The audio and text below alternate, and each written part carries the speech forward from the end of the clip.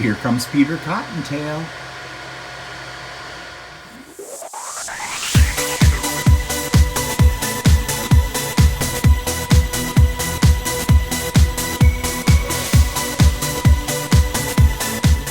Good morning, everybody. It's Stephen here for Bland Designs and the Idiot Quilter, and welcome to my weekly vlog for Monday, April the 11th, 2022. It's vlog number 260, and it is day 762 of COVID.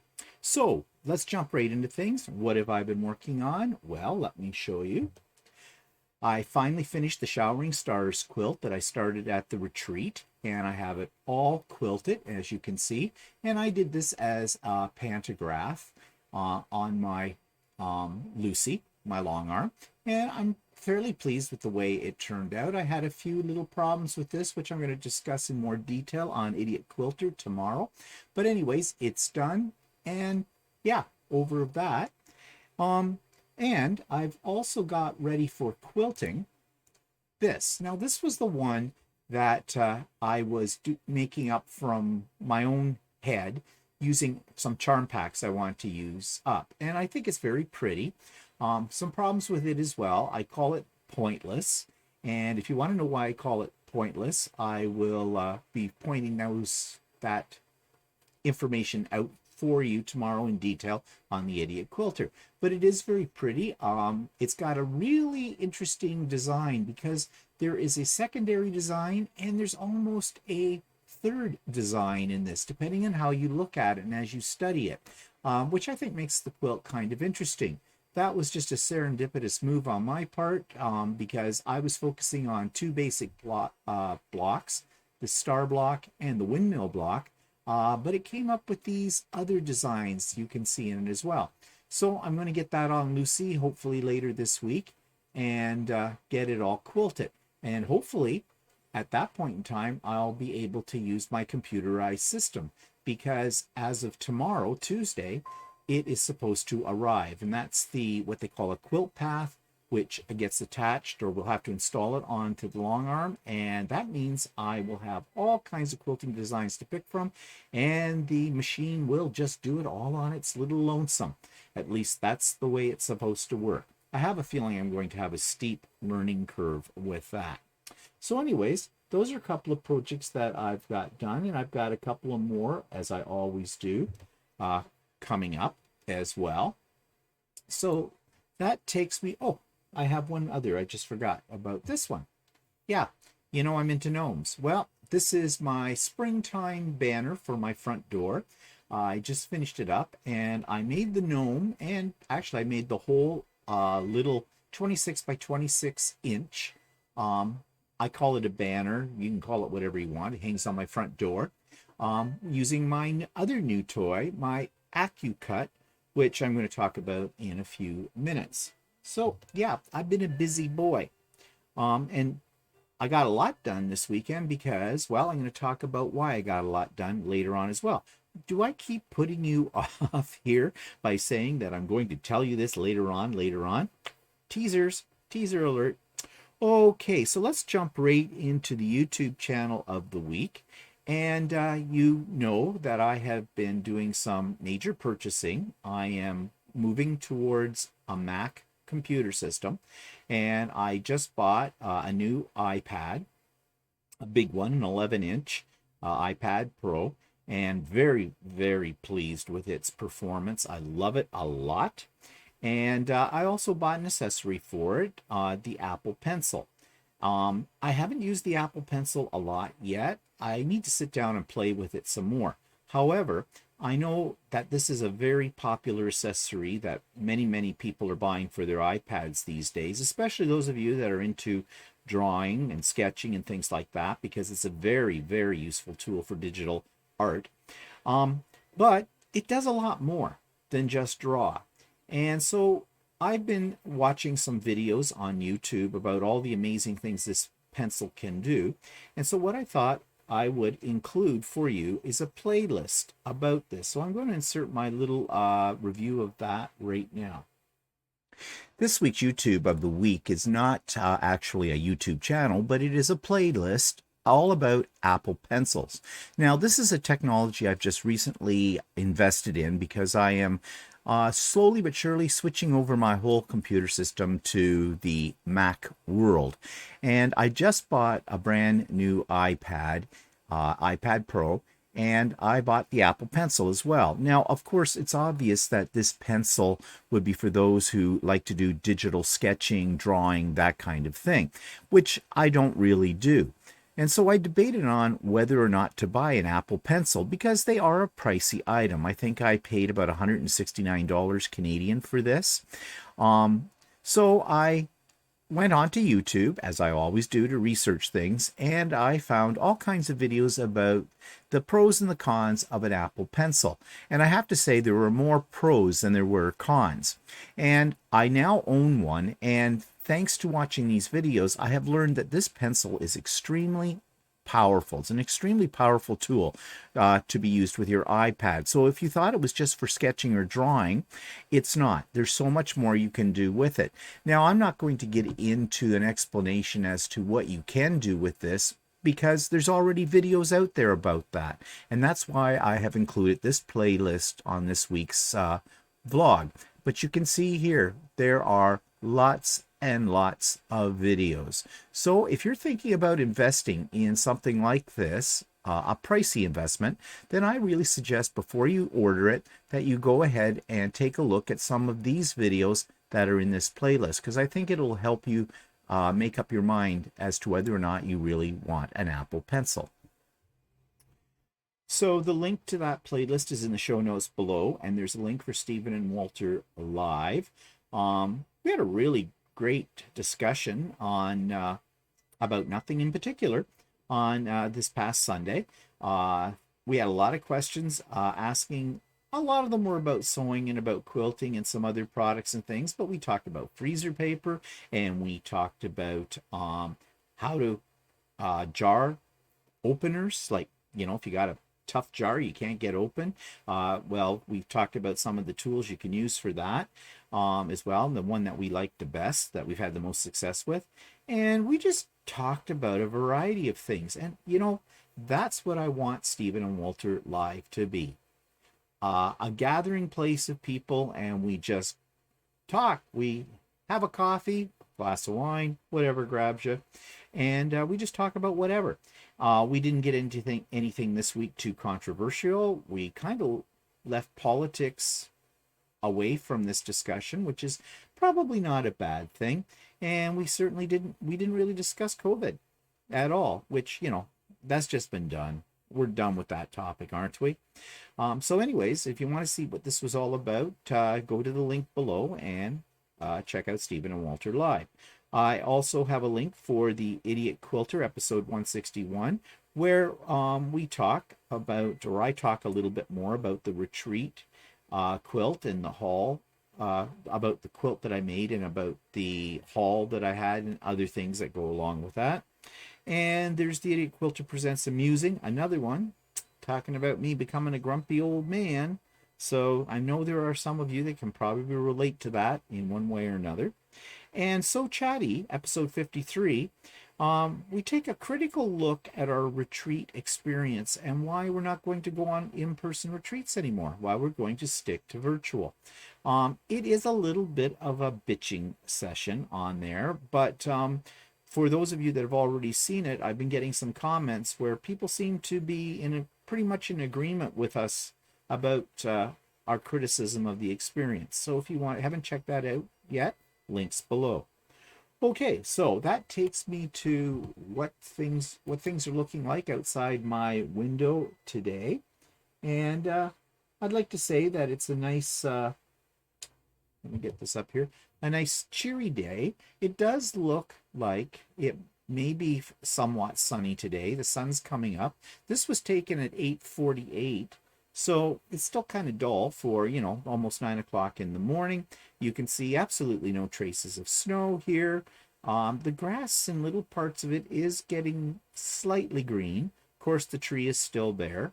But that's going to look like that until, about May. And then after we get a few days of really warm weather, suddenly that tree is going to bud and fill out. And that tree has been on our property since we moved into this house 27 years ago. So the tree is about 27 years old, and it's been doing fine.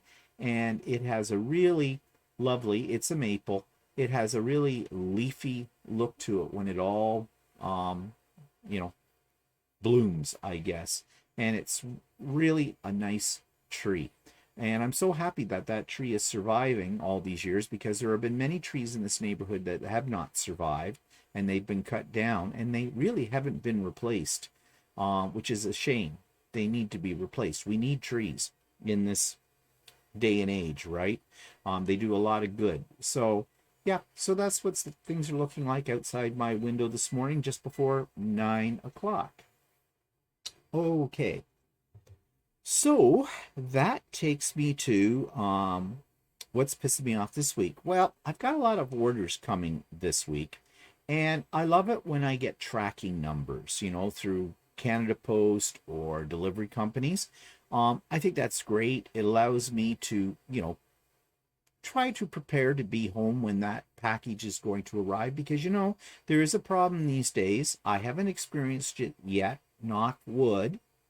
But the porch pirates, and I'm sure you've heard all about those. You may have even experienced it, the drop and run syndrome of these delivery companies, where they toss the package on your doorstep and take off like a rabbit being hunted. And then somebody casually walks by and picks up your package and takes it home. And I guess there's a lot of people doing that these days, and they're reselling it on, I don't know, websites and things like that. They're crooks. They're robbers. So this has got me thinking about these tracking numbers. It is a way to, know when your package is going to come, and in many cases you can trace the route that it is taken. Well, yeah, that's when they work. So these companies send out a tracking number. You list the tracking number in whatever tracking program you need to check out, and it comes up that it can't find the tracking number. Now, mind you, it usually takes probably 24 hours for things to get registered properly. So I have a tendency to immediately, when I get the tracking number, to go into something, and yeah, that's the notice I get, is they can't find it. The next day it's there, usually, hopefully, and it tells me where my package, when it was dropped off at the delivery service and when I should expect it. I like that. But here's the problem, and this is a problem with Canada Post. I pay extra for expedited shipping. It's supposed to come in 1 to 3 days, is what they tell you, from when it has been shipped out. And yeah, to be fair, many times it does. But what gets my goat is when I go to that tracking number, and one day it says it's going to be delivered. Well, let me give you an example. I went and tracked a couple of orders this morning. They've been saying over the last 2 days, when I've tracked it, to be delivered on April the 11th, today. Just went in and checked it again this morning. Now it says to be delivered April 12th, the next day. Yeah, it's only 1 day, but if you're trying to plan your schedule for your day around things like that, that's very annoying. I feel that if I paid extra for expedited service and they tell me this is the date I'm going to get it, then barring a major weather condition like hurricane, tornado, the earth opening up and swallowing us all, that it should be coming on that date. Don't tell me something that you can't stick to. Don't give me a promise and not keep it. But that's what they do. The worst part of all of this tracking, though, is when you get major delays and there is no explanation. It's not like they tell you why there's the delay. I don't know, maybe the truck driver decided, hey, I'm just going to take my time today and the hell with you, or whatever.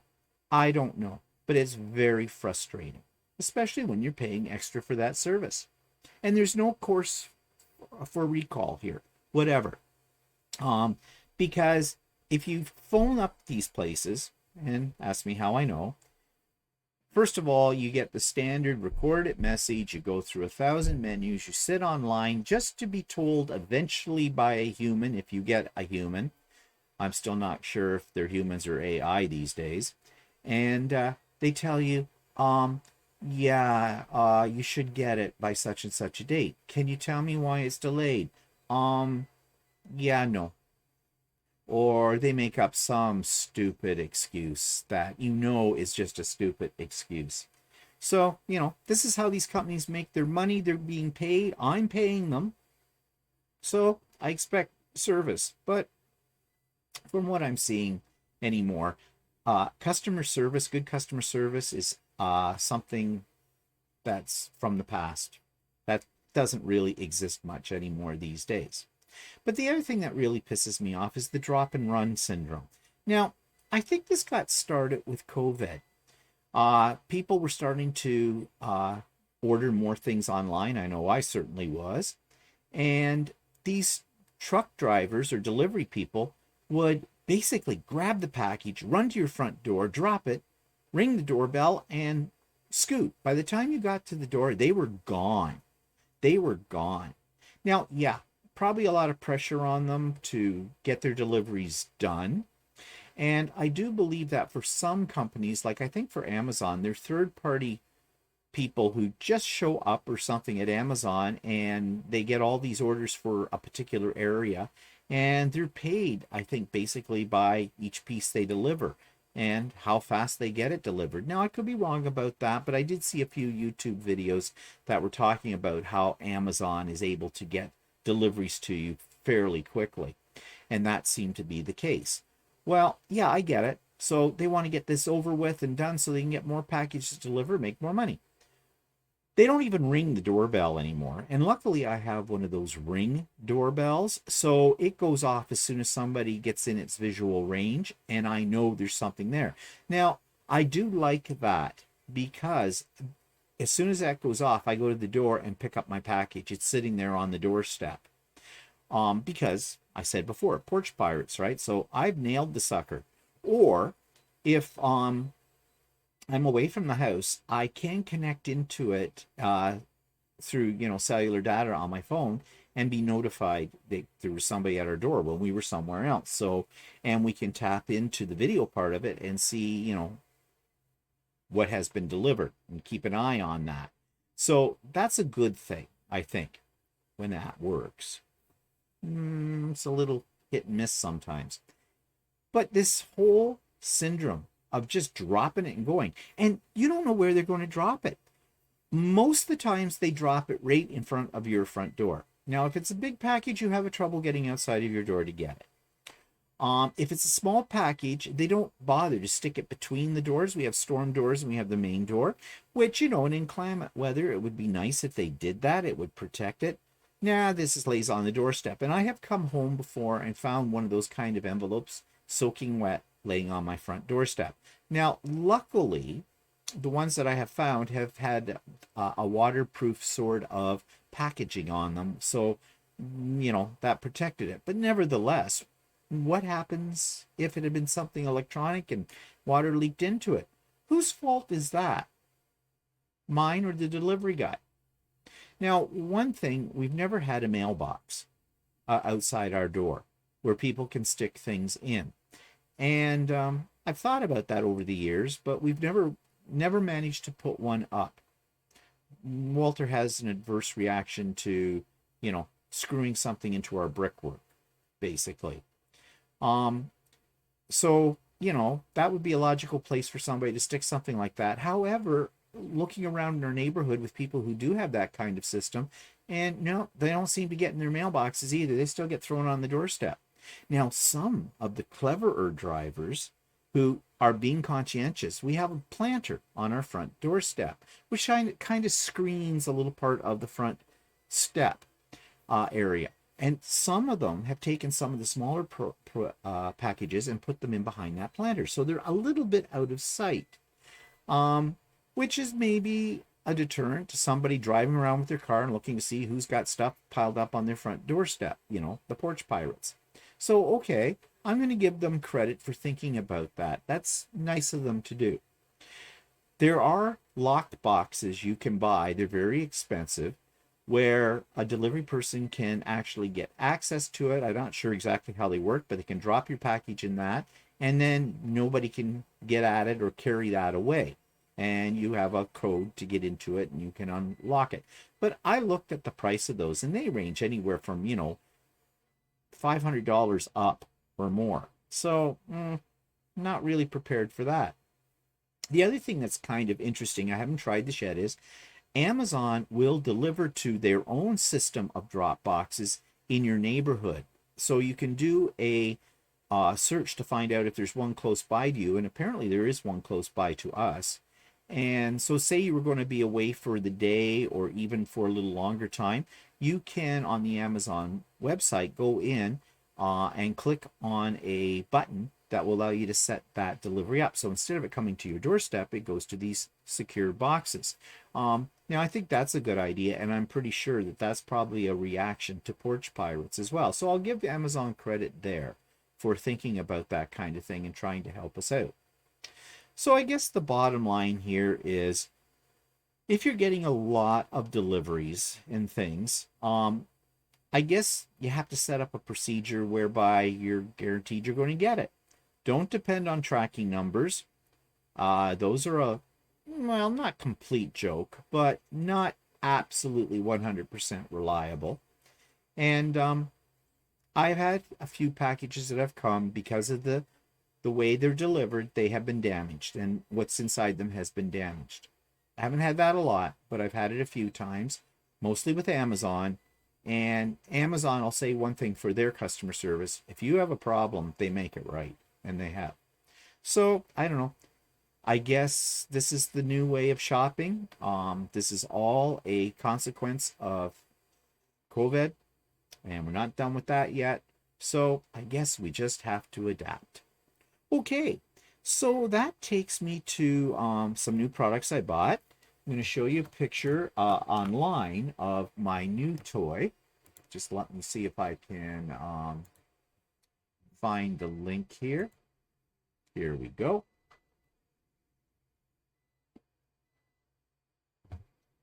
So I bought one of these. And what is this, you're going to say? Well, it's an Quilt cutter. And it's meant, you can see right here, this is the one I bought, the Go Big. It's electric, folds down, and you have these dies and they cut your fabric. It's, anybody who's into crafting knows what a die cutter is. In fact, they do have models like this one over here.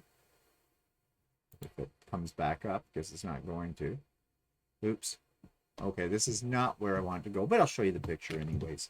This one has a crank to it. It's a little less expensive, but you can still see they're very pricey. $399 Canadian for that one.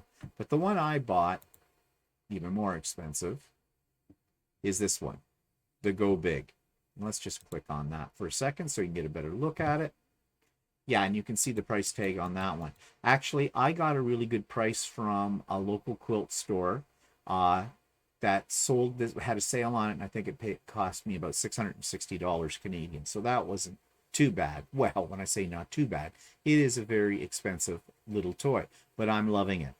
Why did I want it? Well, I held off for quite a while, but cutting really long strips of fabric and getting your cut straight is not as easy as it might sound. And so I bought strip cutters for this, and they do a wonderful job. It will also cut 6 layers of fabric in one go.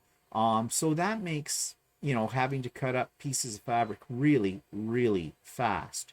So far, I am very pleased with this new toy that I have bought. I'm loving it. I really am. Expensive, but very, very good. And the other thing that I bought, and let me just see if I can find this here, is a new sewing chair. And there it is. This is another expensive buy, but I'm loving it. I've been having a lot of problems with my back and my neck, and it has to do with posture and the way I sit when I sit for hours in front of my sewing machine. So I thought I should invest in a better chair. Now, one of the ladies at the quilting retreat I was on a couple of weeks ago had one of these. So I sat in it and tried it out, and it's very, very comfortable. But what I like about it is the back. The back actually gives your back some support. It's angled in such a way that it pushes your back forward. And the way the seat is cut, it's short enough because I have short legs. It doesn't cut into the back of my legs, which makes my legs go to sleep. My feet go to sleep. So I decided I'd invest in one. So I went to my local quilting store, Ultimate Sewing, and they had them. This is made by Janome. Another reason why it's expensive because it's a branded product. And I picked one of these up. $329 plus tax, Canadian. That's pricey. But you can find them on Amazon too, and they're even more expensive on Amazon. Like I saw them as high as over $1,000 for one of these chairs. Now that's outrageous. I wouldn't spend $1,000 on that. But I'm really glad I bought it because since getting it and using it, I have had no pain, really, from this. This has really supported my back and puts me at the right height for sewing and that kind of thing, so I can keep my head up and not my shoulders down and, you know, basically not tie myself in a knot. It's amazing what a chair can do. I mean, who would have thought? I never worried about this kind of thing before in the past. But yeah, now I guess it's age. I don't know. Hate to get into it, but yeah, this chair was worth the money. And by the way, it's not made by Janome. It's branded by Janome, but it's actually made by Arrow, Arrow.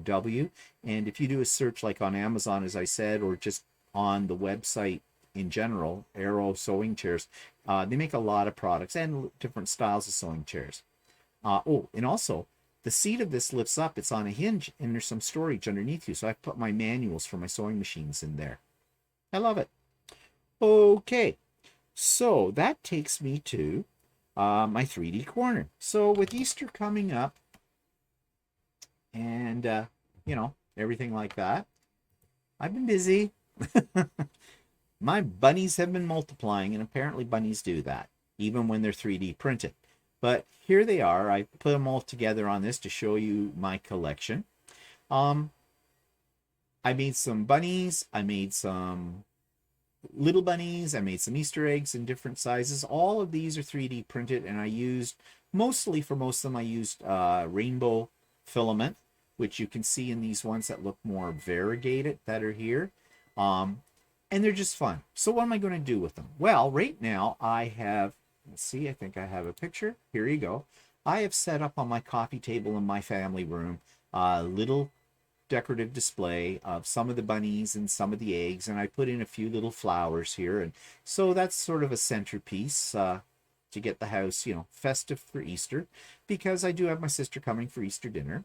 And the rest of the items you saw there I will be using as a centerpiece for my dining room table for next week's Sunday Easter dinner. I need to go out and get a few more of these fake flowers though for the table as well. Or maybe even break down and get some fresh flowers, except fresh flowers die quickly. So I'll probably get plastic ones or silk ones with a little upscale here. Silk ones, not plastic ones. So yeah.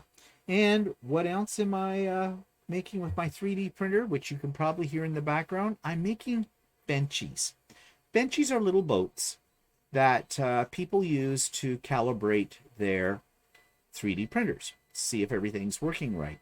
Well, some people now have taken on themselves to create benchies that fuse a couple of things together, which I'm all about because I do that all the time, and make like very comical little boats. Now, I'll show them to you probably next week when I get them done, but there's some of them are hilarious. Right now I'm printing one that has a benchy with Godzilla in it. So they're just for fun. Now, what am I going to do with those? Well, I'm making some more of those hexagon shelves that you can see this way behind me up here. And I have another wall that I'm going to redo and put some of those on the wall and put my 3D benchies up. My sewing room is loaded with 3D prints. Heaven help the person that ever has to clean this house out. I know where all of these will probably be going, but at that point, I probably won't care. So, yeah. Again, it's just fun. It's just for fun. Okay? I'm really just a 5-year-old kid inside. Okay. So, that takes me to a Blast from the Past trip. continuing on our trip in 2018 to Australia. And now we're branching out. We had a rented car and took off from Melbourne and started seeing some of the smaller places, the things that maybe less tourists go to. And one of those stops was a place called Warrnambool. I don't know if I'm saying that right. Warrnambool. And this is February the 12th, 2018. So enjoy our look at Warrnambool. Okay, so this is the next leg of our Australian adventure, and right now my heart is in my throat because we have a rented car and we're making our way to wherever we're going today. I can't say the name of the place, the Wombat City, whatever it is, so we're on the M1 highway, and of course Walter's over here, which is not the usual kind of positioning because everything's on the left-hand side. So there have been some tense moments getting out of the city where I felt he was going to scrape me off onto the side over here. But hopefully after about an hour on this or something, we'll be used to this. I still look down here figuring there should be a steering wheel, but there isn't one. And oh my God, just help us. Okay, so we're heading towards, we think, the 12 Apostles, and you can see here on the map there's Melbourne, and we're down here along this Princess Highway, Parkway, Freeway, whatever you call it, down along Geelong, and then eventually we'll hit the coastal road, which in itself could be a thrill. Well, actually, I think when you type that in, we're not going the coastal road. It goes to the fastest route. Oh. I'll take a look, Robert. Okay. So anyways, down here, around here, somewhere along here, whatever, and see there's 12 apostles there. So God only knows. And then from the 12 apostles, where are we spending the first night? That's that. Warrnambool, down at the other end. Warrnambool. Oh, over here. Okay. There it is. Warrnambool.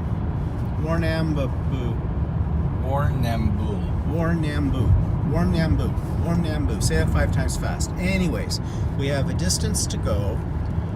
It's about 400 kilometers, and all I can say is God be with us, because I'm either going to get scraped off here by another car, or I don't know. We'll see. Okay, so yeah, we are in a rented car, of course, and we're trying to figure out what kind of car this is. Walter says it's a Hyundai, a white one. That's all I know. And what was it you said about it? It's a mid-sized car? It's I forgot what I said. Well, if it's a mid-sized car, it's got a hatchback on the back. The hatchback barely fit our 2 suitcases, and we don't have big suitcases. So, good thing we didn't get a compact or whatever, because you wouldn't have got your purse in here. This is level 3. Next level up would have been a 4-door car. So this is not 4 doors? No, this is 4 doors. 5 doors. 5 doors. Okay. Yeah, the hatchback. All right, whatever. Anyways, yeah, it's a car. It's missing a steering wheel. That's all I know right there. Oh no, there it is over there. Isn't that fun? And we got a GPS with it too. And then we paid extra to get rid of the deductible. Which we never do, but I don't know what the amount of kangaroos hopping around here. Plus the deductible was something like $4,000 or something. So the other was $36 a day to have that taken down to 0. So we have the car for about 7 days. In fact, we thought about getting rid of it a little bit earlier, but Walter sort of forgot to ask the guy at the thing if there was a penalty for that or not. I suppose once we get to Adelaide, we can always call them and ask them about that. Whatever, we'll see. Maybe by then we will be more comfortable driving in this country. And when I say we, I mean Walter. Maybe I'll be more comfortable as a passenger. That's to be seen. Okay, so now we're actually on the Great Ocean Road, and it's very windy.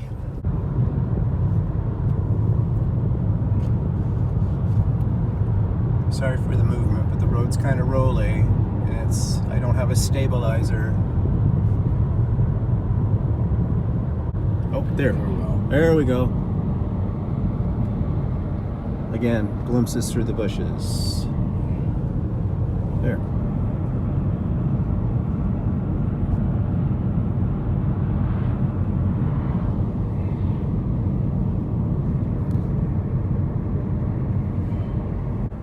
There. See? Ocean. Ocean. Finally. It's the Southern Ocean. The Southern Ocean. That's what it's called. Oh.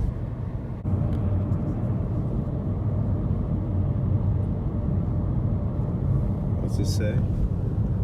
High crash zone. High crash zone. How nice. Back of the ocean. So there it is, the ocean.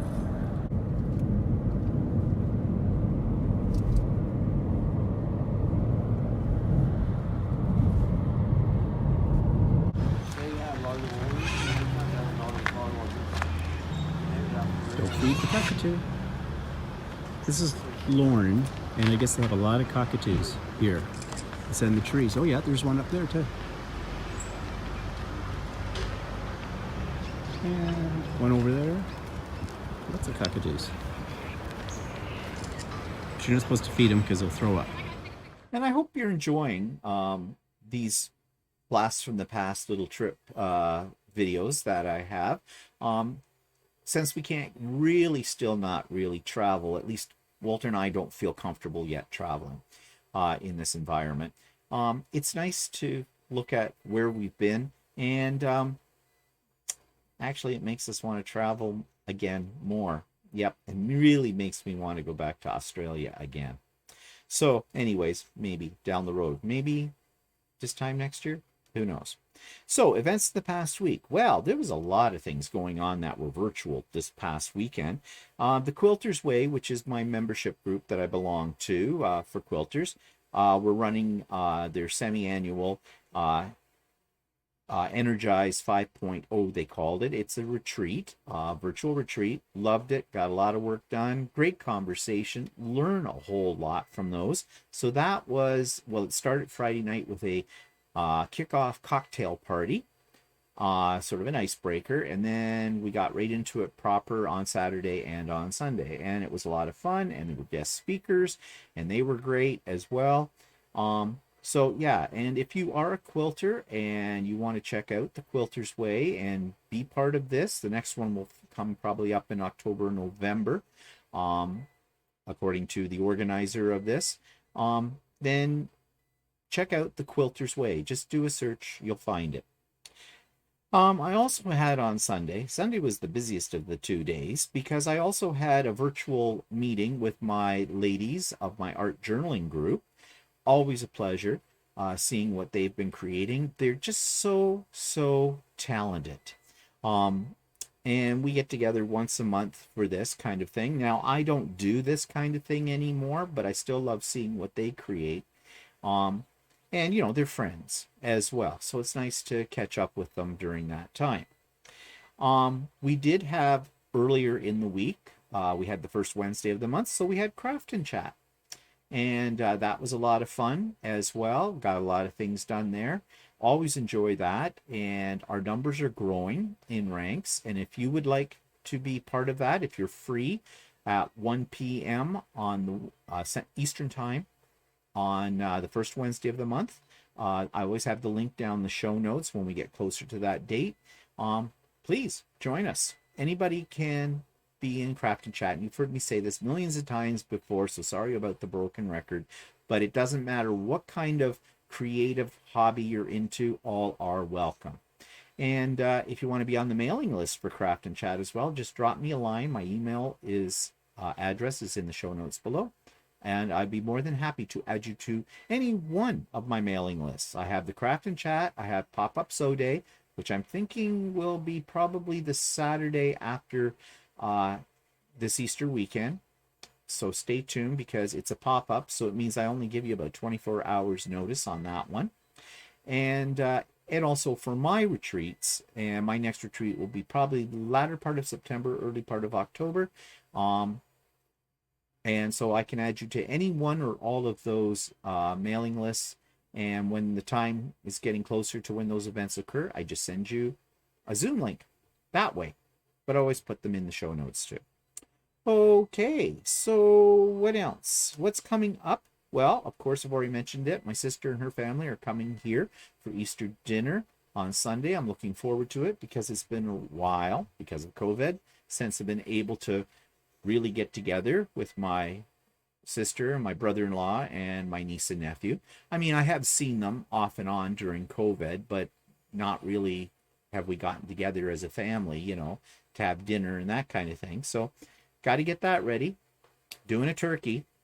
Yeah, I know ham is probably more traditional for Easter, at least in this neck of the woods, but we're doing a turkey because we've had this turkey in our freezer since just before Christmas, because we thought maybe at Christmas time we might be having everybody here, but of course those plans, because of COVID and everything like that, changed. So here we've got this 14-pound turkey that for two of us, no.